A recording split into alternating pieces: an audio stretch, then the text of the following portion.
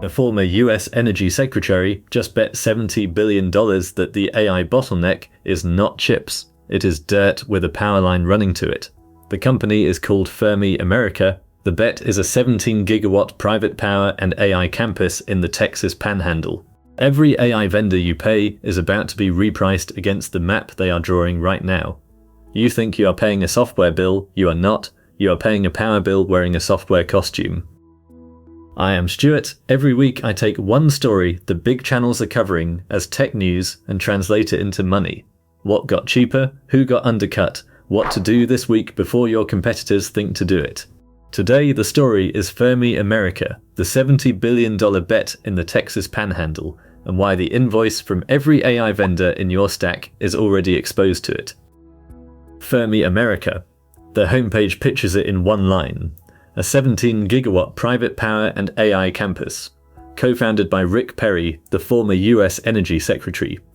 0 operating data centers today. And a program envelope that runs to $70 billion across land, generation and data center shells. Read the ingredients again. A former Energy Secretary, 0 data centers, 70 billion. If the AI bottleneck was still chips, the number is called NVIDIA and it lives in Santa Clara. It is not.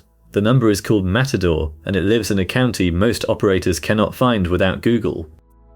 Every AI story you have read this year framed the constraint as compute, chips, GPUs, the next NVIDIA earnings call. The framing is a year out of date, the constraint moved. A GPU that cannot be energized is a paperweight, and the wait to energize one just got measured in years, not months.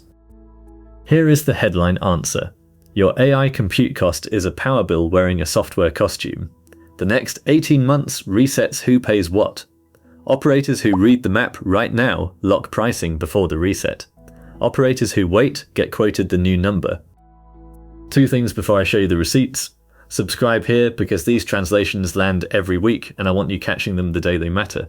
And second, the playbooks and vendor scripts we run from these videos live inside the Church of SEO Jesus. It is my free school community. The checklists, the exact vendor questions, the move first workflows, free to join, link is pinned below. Let me show you what I mean using their own words. I pulled the Fermi America site right before recording. Their homepage headline is not corporate mystery marketing. It reads gigawatt scale power for next gen AI. Not compute, not GPUs, not intelligence, power. And the news banner underneath it says Fermi announces binding lease, not a signed data center customer, a land lease. I asked Opus for a 90-word brief on why the bottleneck is permitted power, not GPUs. Read what came back. A GPU that cannot be energized is inventory, not compute. Fermi America is putting up to $70 billion into a Texas Panhandle campus precisely because the scarce asset is a site with land, water, gas turbines and nuclear on a path to firm power, not chips. The last line matters most. ERCOT's large load interconnection queue holds tens of gigawatts of requested data center demand against a grid that adds a fraction of that per year. Every request behind Fermi's is queued behind Fermi's. First mover in the queue is first mover in your pricing. Here is why you care. You do not run a data center.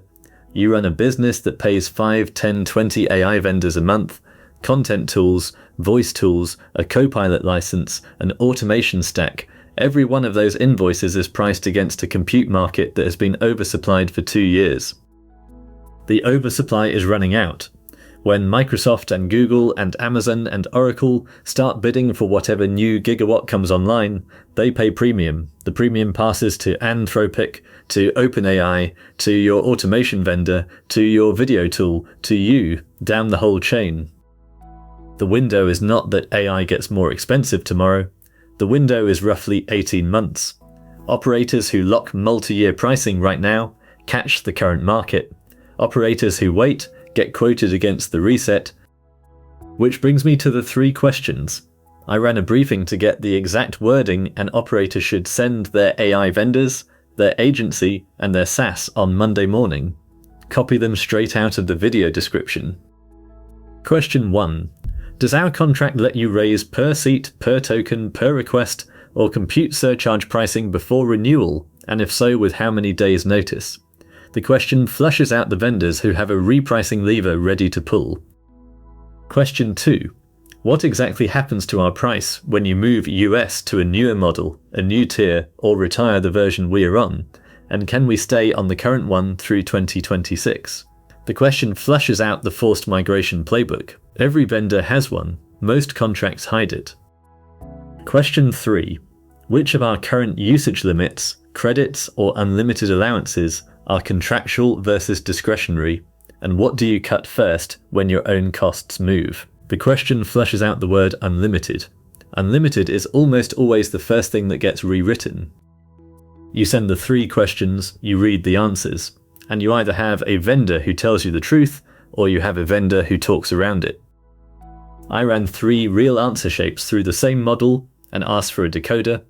Read what came back. Vendor A, inference runs in US East 1 on shared capacity. No power contract. Rating, exposed, single region, shared capacity, no power contract. When the region tightens, vendor A repriced or throttled first. Vendor A is you, on Monday morning, discovering your credits ran out at 9 AM. Vendor B, multi-region with contracted generation, locked through 2028. Rating safe. Multi-region plus contracted generation through 2028. Vendor B has already priced power for you. Their invoice next year looks like their invoice this year, roughly. Vendor C. They will not tell you where inference physically runs. Rating exposed. Hides inference location, so you cannot verify anything. C is the worst answer because it is the answer of a vendor who has not thought about this yet. When they do think about it, they will pass the cost. I said the pricing follows power. You do not have to believe me. Open the ERCOT interconnection queue dashboard yourself right now. Filter for large loads over 500 megawatts in the Panhandle. Count how many are dated to energize before 2028. The number you see is the ceiling on how much new AI compute Texas can physically host in the window this deal front runs. The number is the proof, not me telling you. Here is the piece nobody I have read on this story has said out loud. 70 billion is not a signed check, it is a program envelope. Fermi has 0 operating data centers today. Nuclear on their site plan sits on a small modular reactor timeline that has slipped for every US developer to date. Execution risk is the whole story. But the interesting piece is elsewhere. Even if Fermi lands half of it, the fact that the play exists at 70 billion tells you where every other operator is about to bid. Amazon does not need Fermi to succeed. Amazon needs to know Fermi is bidding for the same acreage. 70 billion is not a data center number. It is a permitting number.